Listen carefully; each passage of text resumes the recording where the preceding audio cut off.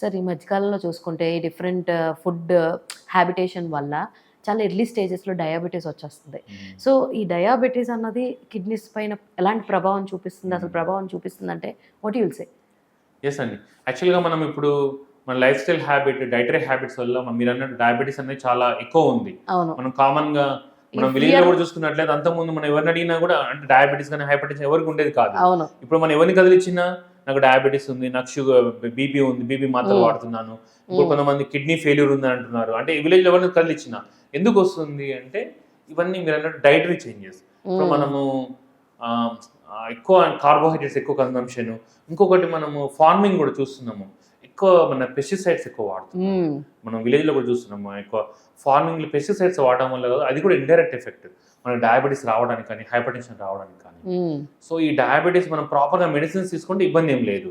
కాకుంటే కొంతమంది ఏం చేస్తున్నారంటే నీ మందులతో మన డైట్తో ట్రై చేస్తానని చెప్పేసి నెగ్లెక్ట్ చేస్తున్నారు. దానివల్ల ఏమవుతుంది, డయాబెటీస్ హయ్యర్ లెవెల్స్లో ఉండి ఏమవుతుందంటే డయాబెటిక్ నెఫ్రోపతి. దాంట్లో ఏంటంటే మన కిడ్నీలో ఉండే సెల్స్ని నెఫ్రాన్స్ అంటాము. సో ఈ నెఫ్రాన్స్ అనే సెల్స్ అనేవి మనకి డ్యామేజ్ అవుతాయి షుగర్స్ హై ఉన్నప్పుడు, ఫ్లక్చుయేషన్ షుగర్స్ ఉన్నప్పుడు. సో దాన్ని డయాబెటిక్ నెఫ్రోపతి అంటాం.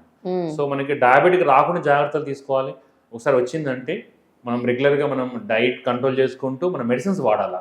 చాలామంది నేను అదే ఈ మందులు వాడితే లైఫ్ లాంగ్ వాడాలని చెప్పేసి అవి వాడకుండా మనం డైట్తో కంట్రోల్ చేస్తా అని వాళ్ళు చాలామంది ఇట్లా కిడ్నీ ఫెయిల్యూర్లోకి వెళ్ళి డయాబెటిక్ నెఫ్రోపతి తెచ్చుకొని లాస్ట్ స్టేజ్లోకి మనం కన్సల్ట్ అయిపోయి ఇబ్బంది పడే వాళ్ళు చాలామంది ఉంటారు. సో ఏంటంటే ఎప్పుడన్నా డాక్టర్ మెడిసిన్స్ వేసుకోవాలంటే తప్పకుండా వేసుకోండి. మనం సొంత నిర్ణయాలతోని తర్వాత మనకి చాలామంది చూస్తున్నాం యూట్యూబ్లో వీడియోస్ వాళ్ళు సజెస్ట్ చేస్తుంటారు, నాన్ మెడికల్ వాళ్ళు కూడా చాలామంది సజెస్ట్ చేస్తుంటారు. సో అవన్నీ ఫాలో అయ్యి మనకి హెల్త్ మీద ప్రాబ్లమ్ తెచ్చుకుంటున్నారు. క్వాలిఫైడ్ డాక్టర్స్ ఏమైనా సజెస్ట్ చేస్తే దాన్ని ఫాలో కండి, దట్స్ ఓకే. ఇప్పుడు నాన్ క్వాలిఫైడ్ డాక్టర్స్ ఎవరైనా సజెస్ట్ చేస్తుంటారు, సొంత నాలెడ్జ్ దాంతో చేస్తుంటారు. అవన్నీ మనం ఫాలో అయినప్పుడు మనకి హెల్త్ ప్రాబ్లమ్ వచ్చినప్పుడు ఎవరు ఉంటారు, మళ్ళీ ఎవరి దగ్గరికి వెళ్తుంటారు, మళ్ళీ క్వాలిఫైడ్ దగ్గరికి మళ్ళీ పరిగెడుతుంటారు.